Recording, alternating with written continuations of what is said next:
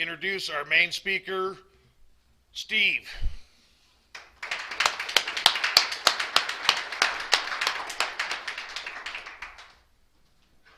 My name's Steve. I'm alcoholic.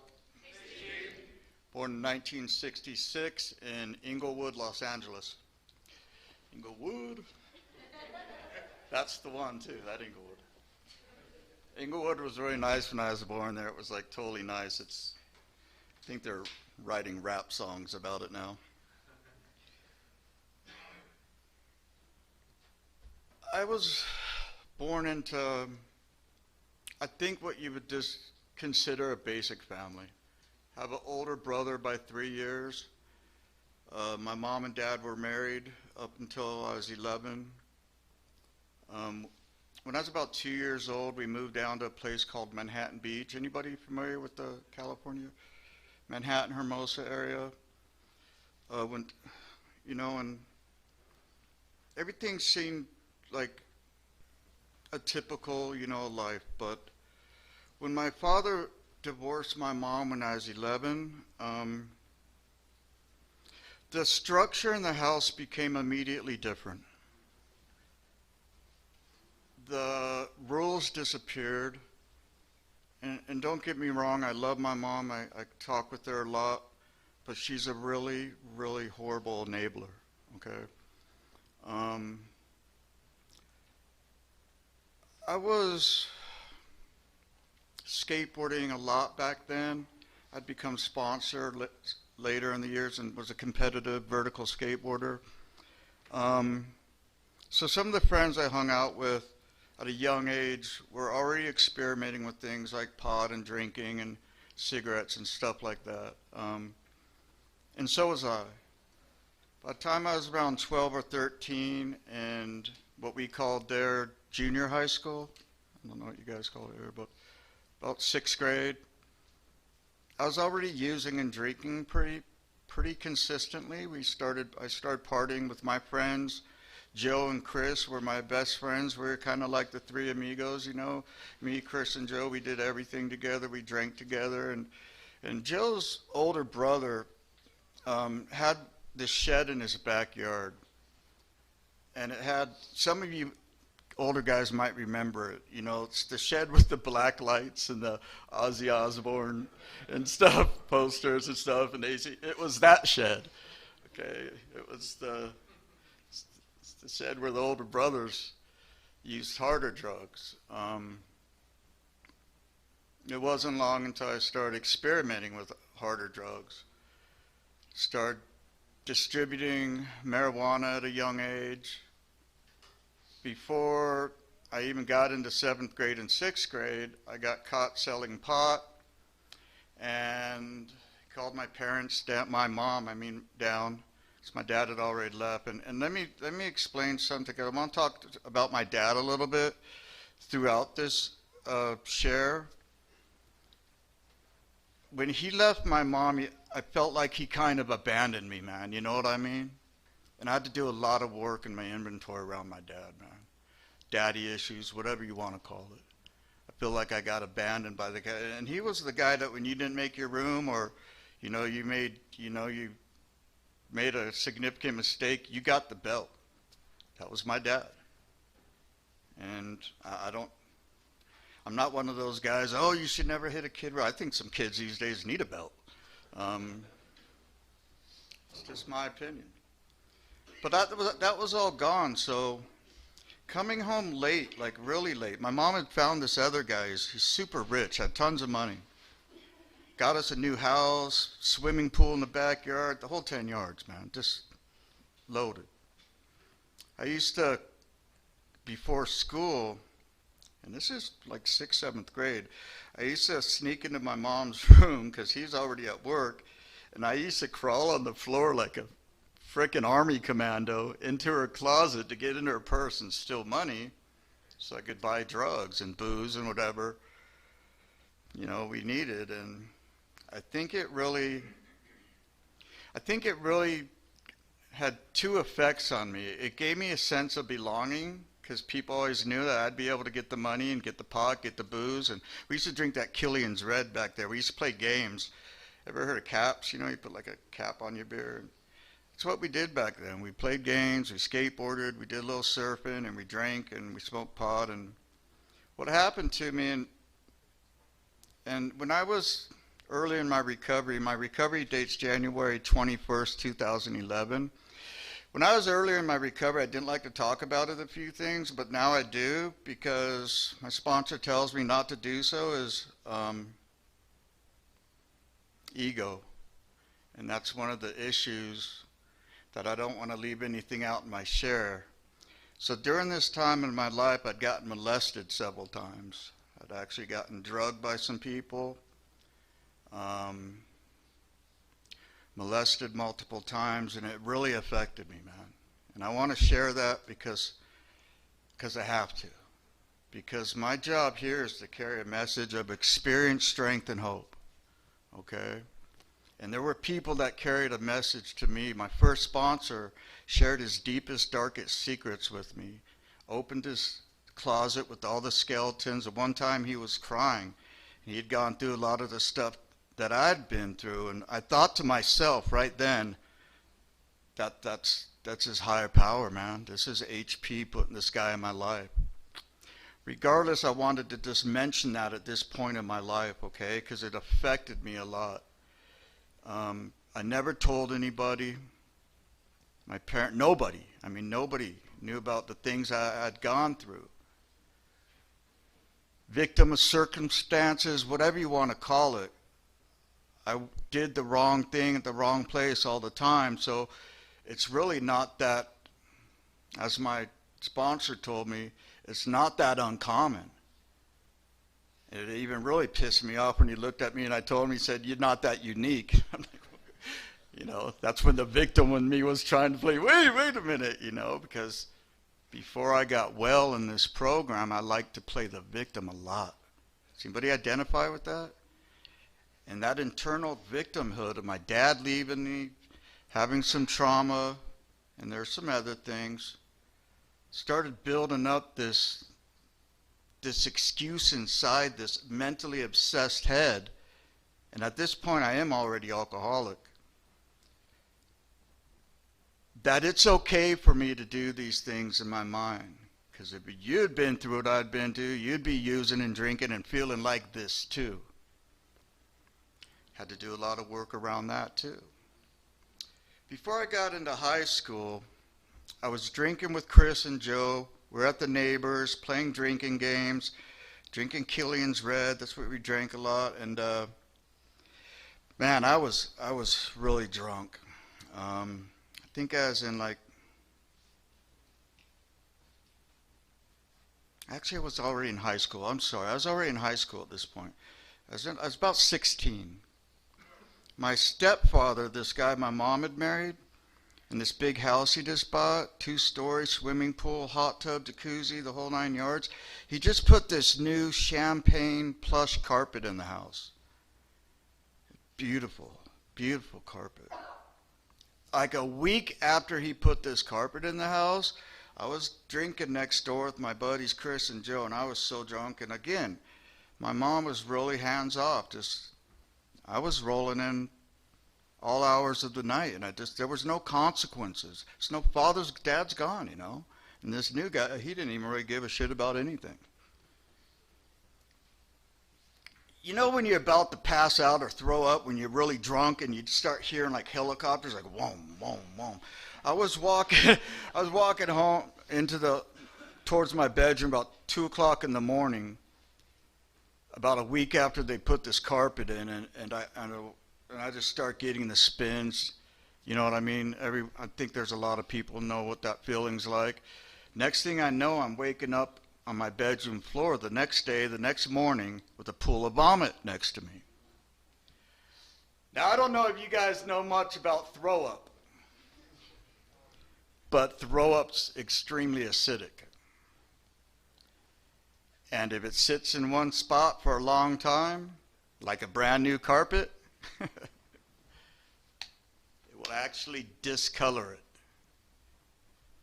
Not to mention, you just can't get that stink out, man. God, that stink, man. So I'm trying to wipe up this vomit spot, man, and I'm like wiping it off, and this carpet's brand new, and I'm just like, oh God, oh God. And I'm cleaning it, and I can't get rid of this stink. And as I'm cleaning it, I'm thinking it's clean, and I keep going back, and I'm looking back, and I'm like wiping it more, because right in the spot where the throat was, it's like not the same color as the rest of the carpet. I'm just like, oh my God. That same week, and they found out what happened, and they saw the carpet. That same week, they both came downstairs, sat next to me. It was very early in the morning. He leaves really early. He's a machinist, and he leaves really early. They came down and woke me up really early in the morning, put chairs next to my bed, and said, listen, you know, you're not 18. We can't really legally kick you out, but we'd like to ask you to leave. That hit me like a sledgehammer. I didn't let them see it hit me, because for some reason my disease likes to wear a poker face. Doesn't like to show you I'm hurting inside or that I'm affected. It wants to be a tough guy all the time. Hey, yeah, you got it. So that was the beginning of where things really went downhill. Sleeping in garages, and mind you, I'm still selling and pushing different types of drugs. Back then, pills were different. Reds and Quaaludes and Black Beauties, all these pills were different, you know, crosstops and stuff. I'm selling all these drugs as a kid. Mind you, I'm in high school. I've got like one class left because I hardly never go to school. Selling a lot of pot. I'm already involved with a lot of crank, cocaine, rock, and out in LA back then, man, the crack started just getting really big.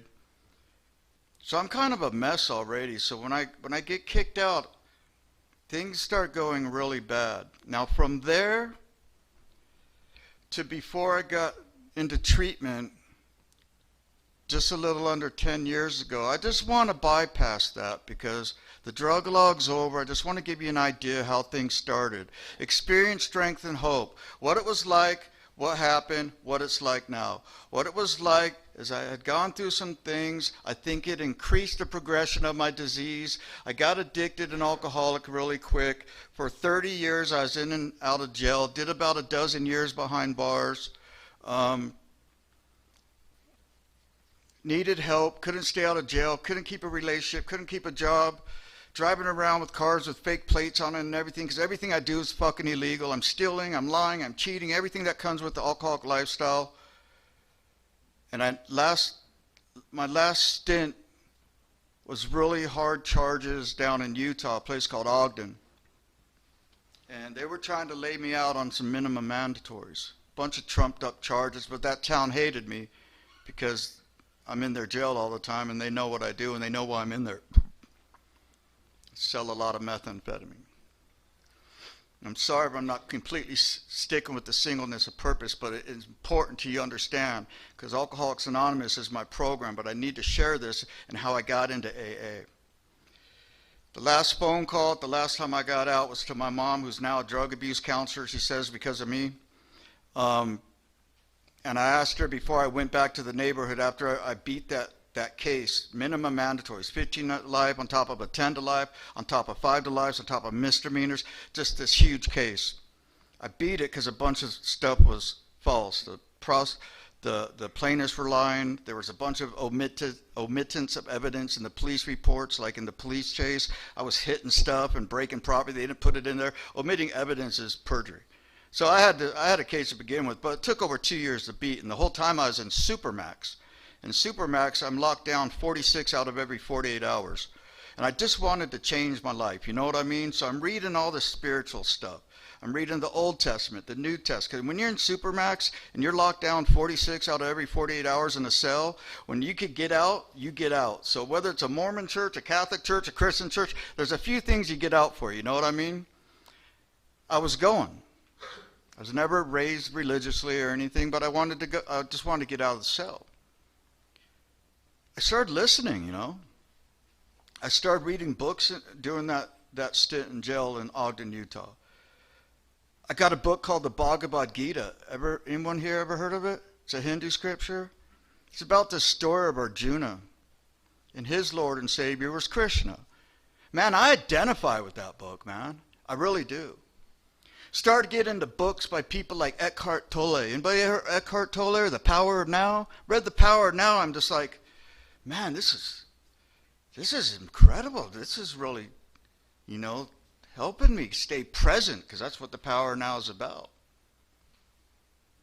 Tao Te Ching, the concepts of Taoism, the Torah, you name it. Eastern philosophy, Deepak Chopra. When you're in your cell all the time, the best thing you could have is a connection with the library guy. So I'm shoving coffee under the door so this library guy will bring me good books. Because when you're locked in your cell all the time, you know, you read a ton. I mean, like Bible cover to cover reading. But I started getting a message, and I truly believe my awakening. Bill Wilson had his in the hospital, actually, heavily under medications. Called it his white light experience. Anybody familiar with that? I had mine looking at life in prison, and this is before the evidence and the statements came that, you know, blew my case out of the water where I knew they had no more case. This was before I knew that.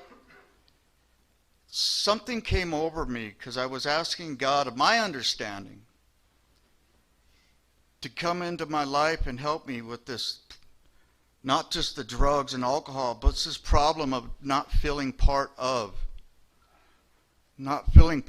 Dad, not feeling part of the family, kicked out, not feeling part of society that works and pays their rent, not comfortable in my own skin. There's a freedom that came over me.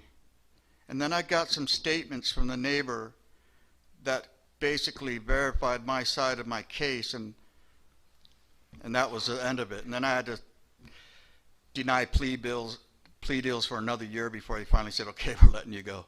I called my mom, like I said.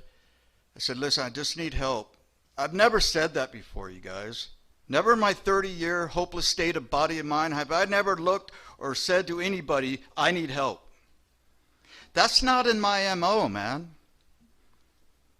I thought people that ask for help are kind of weak, frankly. That's what my disease tells me. But I said those words, I need help, Mom. I can't do this anymore. She said, this is what I want you to do. I want you to go to a store. I think there's an Albertsons. We're going to MoneyGram you some money. Don't go back to that area because I'm down there. I'm a drug dealer. A big drug dealer. And we do bad stuff. And I don't want to go back there because it'll just start the cycle over again. So she told me to go to this store, get a MoneyGram, go to a hotel. And I did. And she calls me later that night. She said, I talked with your dad. We found this place in Prescott, Arizona. And right when she said Arizona, man, the first thing that goes into my mind is like flat dirt, cactus, rattlesnakes, and coyotes. That's what I think. I've never been to Arizona. Arizona, I'm like, fuck, isn't that a desert?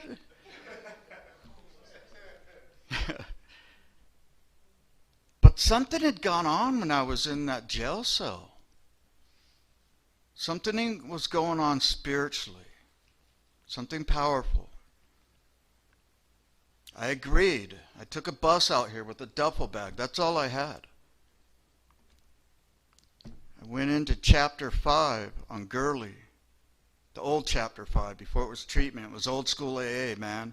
Big book sponsor, home group, service commitment. The ABCs of Alcoholics Anonymous, man. That's how I got taught. Get a sponsor, listen to him, don't say no.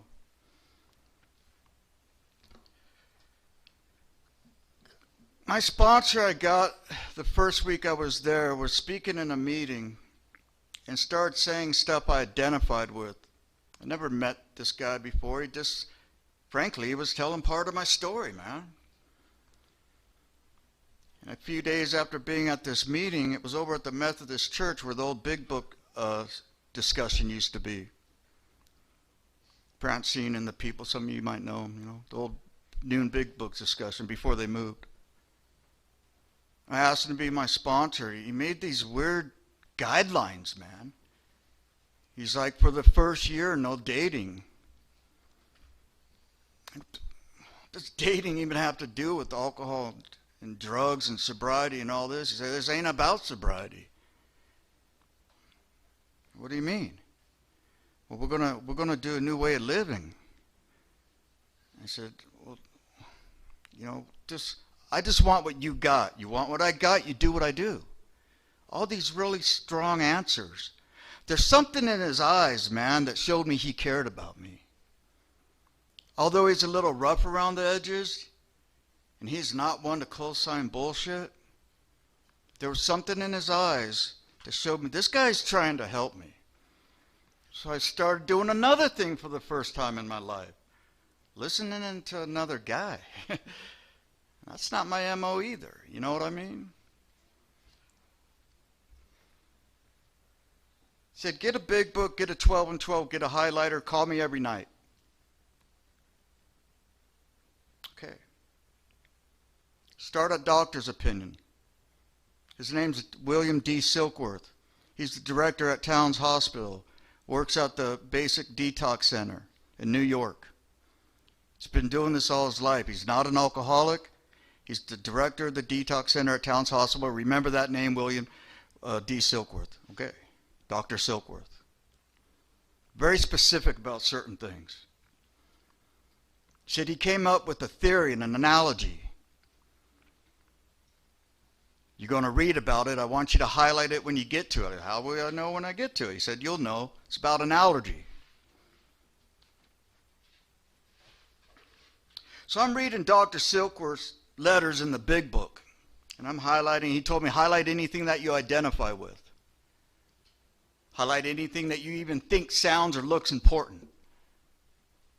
And my highlighter's just kind of going because I'm like, I'm reading this doctor's opinion. I'm thinking to myself, I drink like that. You know what I mean? And they get into this phenomena of craving, and they're talking about this allergy. I called my sponsor that night, I remember. I said, hey, man, I've got about halfway through this doctor's opinion. I just wanted to let you, because I call him every night, I got to do these check-ins. Tell him how my day was, this, that, and the other. I said, hey, I really identify with this William D. Silkworth cat, man. He writes down stuff that I identify with. He said, what part do you identify with? He said, the phenomena of craving. When I put this stuff in my body, I want more. And sometimes I want more so bad, the things I do to get more are criminal, immoral, outlandish. You wouldn't believe the things I've done or do to get more. I've got a disease of needing more. He said, you're one of us, man. So I'm glad to hear that, Steve. Welcome to the club. Pretty stern guy, When we talk and meet, which we did once a week, sometimes we'd be having a conversation. I'd interrupt him. I'd start talking when he was trying to talk. And it's a bad habit I've had my whole life. But he would say, stop, and put his finger up. You got to remember, I just did like 2 years in Supermax, and I've done a lot more than that. I'm not used to being talked to that way. And when he'd say, like, stop, my old behaviors would come up, and I literally wanted to step. I said, shut the what do you mean stop, man? I said, I'm trying to explain what you're doing right now. It's like you waiting for me to pause so you could interrupt because you want to be heard or something. And he'd start explaining things about my ego and how it's connected to my disease. And you know what? He's right. And again, that look in his eyes, he's doing this because he cared about me. He said, Steve, we're going to go through these first 3 steps and consider it a foundation. 1, 2, and 3, there's principles behind that. First one's honesty. So I need you to be honest with me about everything from this point forward. Even if it makes you uncomfortable, even if it makes you talk about some of your dark secrets or that skeletons that we all got in the closet, I need you to be honest with me or this isn't going to work. It's okay. So the second step, it's going to be a principle of hope. And when we go through the parameters of that step, and he had documents on every step. I had to do all this writing, list all the way examples. I'm powerless in first step, all the examples of how my life is unmanageable. Just all this work, all documented. I had to do all this, a lot of paperwork. For my second step, came to believe a power greater than ourselves could restore us to sanity. He said, first you need to know about the insanity of step 1. All that thinking you told me about in jail where you said if you could just get out and have a 9-to-5 job Monday through Friday, then you could use on the weekend, sell drugs on the side and have a normal relationship. You know, if any normal person heard you think that, they'd say you're a fucking lunatic. That's the insanity of step 1, he said. He just started explaining and breaking this stuff down. That way, when I get to step 2, and it says, come to believe in a power greater than ourselves that restores to sanity, I know what it means to be restored to sanity because he already taught me about the insanity of step 1 and powerlessness, which is based on 2 components, physical and mental. Mental obsession and the physical phenomena of craving, the allergy. Normies don't have these effects. He said the third step principle is faith, where we make a decision to turn our will and our life over to the care of God as we understand Him. And that's a good thing. You know why? Because if I had to believe like you believed or worshiped like you believe, I'm out. I'm out of here. I'm a little different, you guys. I'm not a big organized religion fan, but I dig Jesus Christ, man. I just do. He reminds me of the original Buddha, Siddhartha Gautama. Message of kindness and gentleness. You know what I mean? I think he's been really, it's the word I'm looking for.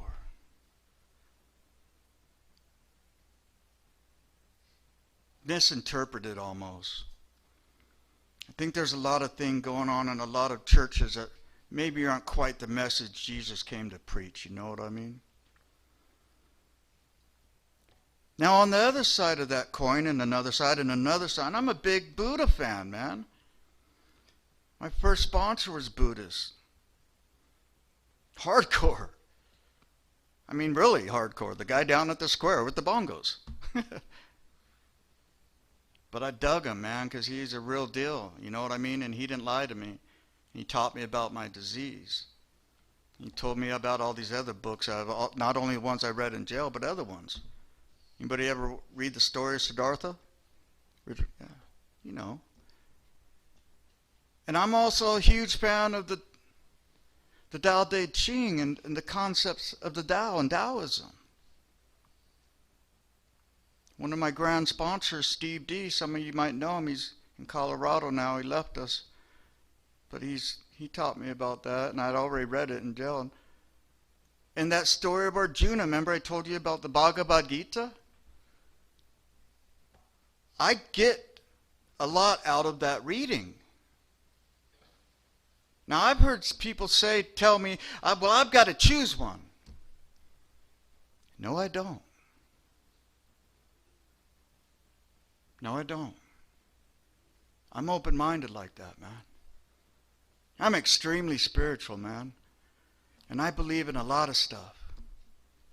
You know what I mean? And I get a lot of spiritual nutrition from a lot of different areas. That's just the way I roll, man. So when I come to make a decision to turn my will and my life over to the power of God of my understanding, it can't be to a God of your understanding. It can't. And yours can't either. Yours can't be mine and mine can't be yours. It's just how this thing works for us. I think that's one of the most beautiful things about this program. No one told me what I had to believe when I came in here. I think that's what really keeps the glue of this fellowship together. The open-mindedness about spirituality and higher power. Super important. That foundation, he said, 1 through 3, he said the reason we're calling it foundation is because your program of action, 4 through 9, is going to stand on top of it, and if it's weak, the rest of your steps aren't even going to matter. So we really spend a lot of time on that steps 1, 2, and 3 foundation. And then we got into the old 4th step. And that's where shit got real. That's where I had to put out some stuff on paper that I've never talked to anybody about, let alone another man. Ugly stuff, embarrassing stuff, criminal stuff. All the stuff. Before I go any further, I want to tell you about what I mean by all the stuff. Because if you expect to be a recipient of the 5th step promises where you share this stuff with your sponsor, it better be all the stuff, or don't expect to be a recipient of these promises. Page 75, 5th step promises. 4th edition. Promises all throughout the book, not just the ones we read here. Those are 9th step promises. I'm doing all this documented resentment inventory and fears and 7 areas of self and my part, and you know what I mean? And it's just all really detailed, and some of this stuff I'm putting down for the first time and discussing with another human being about this is something I've never done, man. It's just causing me to feel kind of weird, man. Like awkward. Starting to get some of that victim feeling back. You know what I mean? He said that's natural. We're going to teach you how to get over it. But it's got to be thorough. And remember I told you before we start step 1, the principle of step 1's got to be honesty. So you got to believe me, Steve. You got to trust me on this one. You got to put it all out. And I'll even emphasize how important it is, because if you really want to be a recipient of the promises behind these steps, there's things you must do. 5th step promises on page 75 say it like this: we pocket our pride and go to it, illuminating every twist of character, every dark cranny of our past. Once we have taken this step, withholding nothing. And here are your promises. We are delighted. We can look the world in the eye. We can be alone at perfect peace and ease. Our fears fall from us. We begin to feel the nearness of our Creator. Now, the reason I want to run that by you is because of this. When I turned in my 4th step for him to review, there were some people on my resentment list that there was nothing written on the 4th column, which was, where am I to blame? Like the guy, one of the guys that molested me. So what do you mean, where am I to blame? I'm the what? Victim. The victim, man. What do you mean, what's my part? And he looked at me with that damn look on his face again and chuckled. Victim, huh? Let's sit down, Steve. I'm going to show you your part. The audacity of this guy to sit down and tell me that how I've already explained to him all the ways that I've thought about since that happened as a child, of how to go back and murder this guy and get away with it. All the stuff I'd carried with me, the bitterness. That's your fucking part, Steve.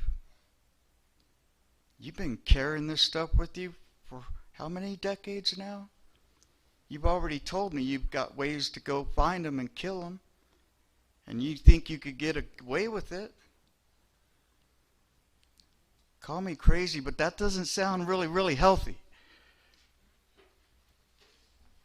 And this guy's like showing me that there's a different part of me I don't understand, man. It's based in resentment and guilt and remorse and shame and a whole bunch of stuff I never even knew that I was carrying around, as he called it, like a bag of bricks holding me back in life. But I knew this guy was the right pick when I sent my 4-step to him, and that spot was empty, and he pushed it back and said, go finish. Put that stuff you don't want to put down on there, put it down, and let me tell you a little bit about me. And this is when he first shared his story about him and his uncle and things that happened to him with sexual trauma and stuff, and he started crying. That's the day it happened. When I told you about that, that's when he told me that, when I tried to fake my 4-step to him. He wasn't having it. He told me to go finish. And I did, and I put that stuff down. And I ended up doing a real 5th step, illuminating every dark cranny in my damn past and every twist of character. Thank God. Because after that 5th step, those promises I just read you washed over me, man. You guys got to experience some of this stuff. But the 5th step is just the platform of 4, 5, 6, and 7. Because ultimately you got to get to God. And as the big book reads, the 5, 6, and 7 is actually done in one process. Go spend an hour reviewing your first 5 proposals. Make sure you didn't mix mortar without sand, yada, yada. You guys who have done a 4-step know what I'm talking about. I did that. Everything seemed straight. I prayed. I spent an hour. I did that. Memorized the 7-step prayer. My Creator, I'm now willing that you should have all of me, the good and the bad. I pray that you now remove from me every single defect of character that stands in the way of my usefulness to you and my fellows. Grant me strength as I go from here to do your bidding. Amen. I'd memorize everything with this guy. I'm glad I got this guy. I needed somebody like this. Maybe he's a little bit like the father that left me when I was 11. Maybe it was that structure I needed. You guys know what I mean? Maybe I had 30 years of just being rebellious and forgetting what life's about, you know?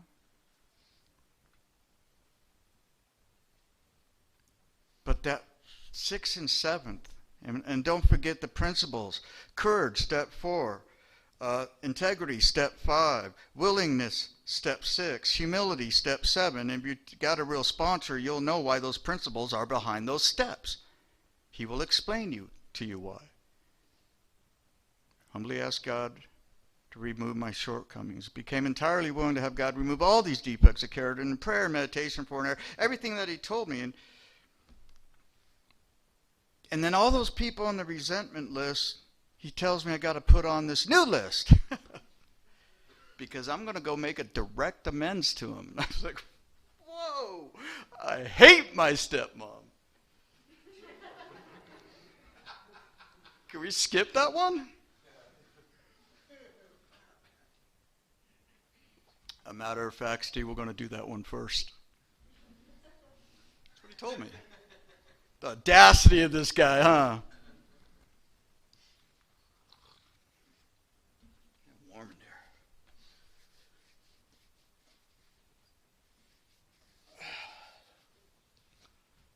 I love recovery, you guys. What time do I close up? 5 till? What time? 5 minutes to? Is that closing time, or do I go all the way? Because I will talk for frickin' ever. Okay. You tell me when you need me. You know what she told me? Anna told me before I started today? I got one guideline, Steve, don't suck. I'm like, it's Toby's fault. Like a true alcoholic, I will blame it on somebody else, huh? No, not today.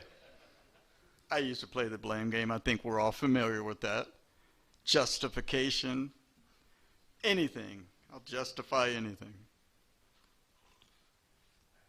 He said, we're going to take all those people on the resentment, including those men that molested you, your dad that left you, all these people, that girlfriend that cheated on you, all this stuff. Guess what we're doing, Steve? We're making an amends list. Explain that. He said, well, in all areas where it's possible, we're going to do a direct amend face-to-face. Second possibility is they're in another state or out of town, it's going to be by phone. Third is going to be by letter. If they passed away, it's going to be a living amends. If you owe people money, it's going to be financial amends. And he's got this thing all listed out. You know what I mean? I really don't want to talk to my stepmom, I told him. I don't like her. She likes me less. Good, let's start with her, he said. There will be no using the word apology or sorry when I make amends, he says.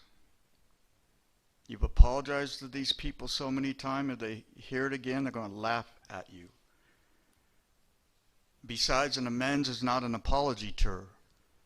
It's an attempt to repair damage. Amend.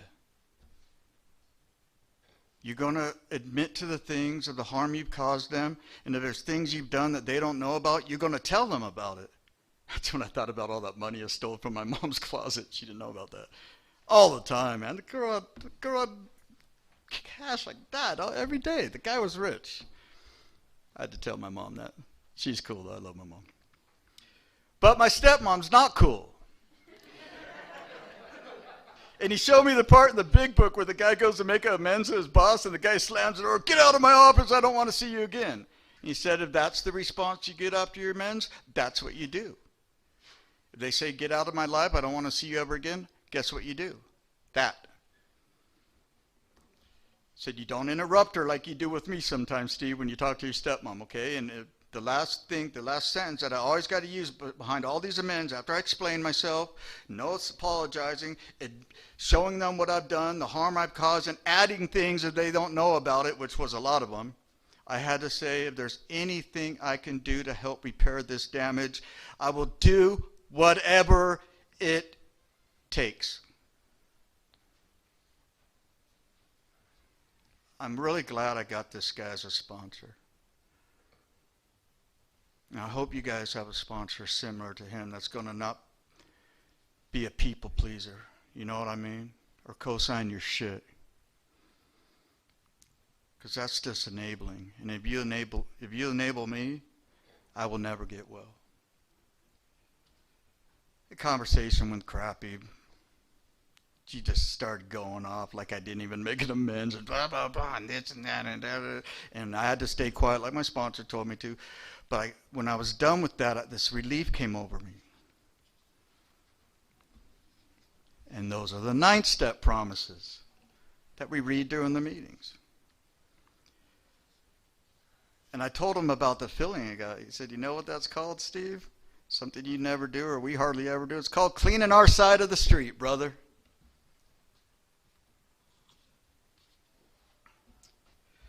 The rest of my amends went pretty well. Only thing anybody ever wanted back to the people I made amends to is just keep doing whatever you're doing, Steve. We're just happy to see you on the right track. The financial amends I offered to my mom for the money. If you ever come across a lot of money someday, Steve, take care of it then. Don't worry about it. I just want my son back. I want the guy I'm seeing now. Except for Home Depot. I was doing credit card fraud. I was a bad kid, man. I had to go to Home Depot, and it was a scary one because I know they're going to put me there. But I had to admit that when I was younger, found all these. I'm not going to tell you about that, how I got the credit card information. But I used to do Home Depot, call in, make orders.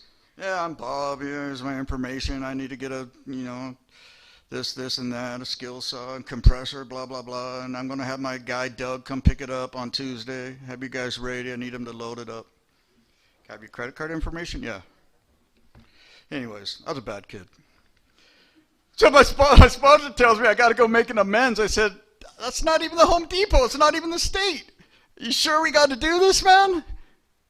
Are you sure we got to do this one? I mean, can't that legally be admitting guilt, and can't they possibly arrest me? You know what he said? Know what he had the audacity to say this time? He said, yeah. I did it. the guy made amends to the floor manager. Get this, talk about God shot. He's one of us. Because you're making a financial man, aren't you? I said, yeah. He said, man, I really appreciate you. I gave him my card. And he said, dude, good job, man. It just went like that. Program of action 4 through 9. Foundation 1 through 3. Now to these 10, 11, 12. Continue to take personal inventory, and when we're wrong, promptly admit it. Principle of perseverance. Sought through prayer and meditation to improve our conscious contact with God as we understand and praying only for knowledge of His will for us and power to carry that out. Spiritual awareness is what the principle of step 11 is. Powerful step. I love that one. And having had a spiritual awakening, as the result of these steps, we try to carry this message to alcoholics and practice these principles in all our affairs. The principle of the 12th step is service. He said these maintenance steps, he called them, 10, 11, 12, is how you're going to apply all the stuff we just taught you in your everyday life, Steve. And this is a never-ending program. You keep working for the rest of your life. Some days are going to be good, some days are going to be bad, some days are going to be hard, some days are going to be great. But you're going to have a life you never imagined if you do this right. I did all these steps right. I started sponsoring guys. After my first year, I started managing apartments. Got back into MMA. Mouth's getting dry. Give me a second.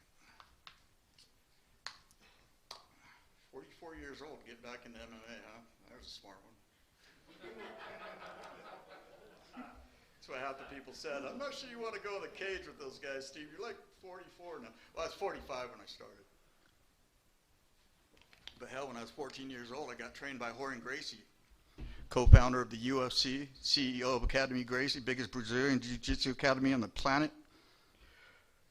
And I wanted to follow my childhood dream.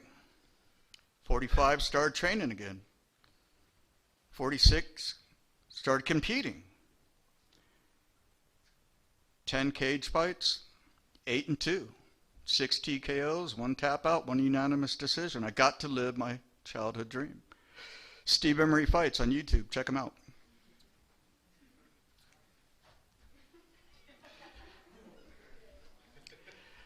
Started managing houses. Next thing you know, they're saying, hey, could you go run this house? Could you run the alumni house? I get a phone call, hey, could you come manage this house?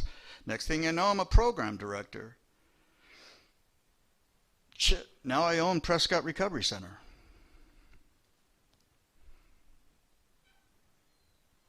Got all kinds of credentials.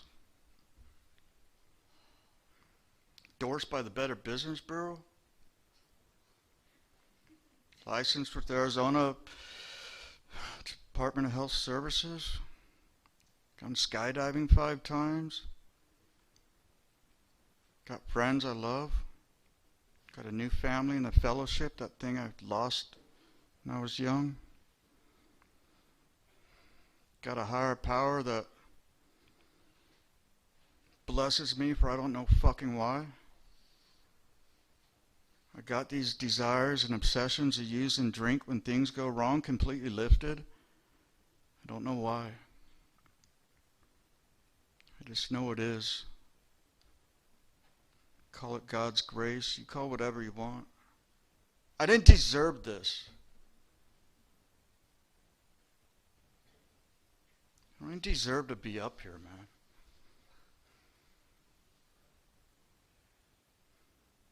I've been blessed through this program in ways I can't even explain to you. There's a part of the book called You'll Be Rocketed into the Fourth Dimension of Existence. I remember when I was 6-0, going into my 7th match against Torres Marino. This brother hits and kicks like a mule, man, because I've seen him fight before. I was so nervous. Oh, looks like I got to wrap it up. Anyways, Torres Marino versus Steve Emery. Check it out on YouTube, Steve Emery Fights. I'm sorry, I didn't know it was time to leave. Dude, I love this fucking program. I love this fellowship. You guys are like my people. If there's anything you take away from this, you might have identified with some of the things I've been through. Maybe you've been through them. I don't know. Just listen to your sponsor. stay away from ego, try to listen, try to remain teachable. You know what I mean? There's so much spiritual nutrition and life skills in this design for living, and it works if... There you go. Thank you, guys.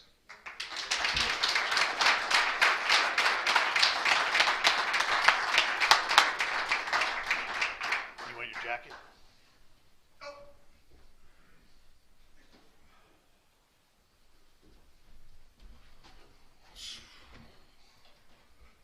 Let's give another big hand to Steve.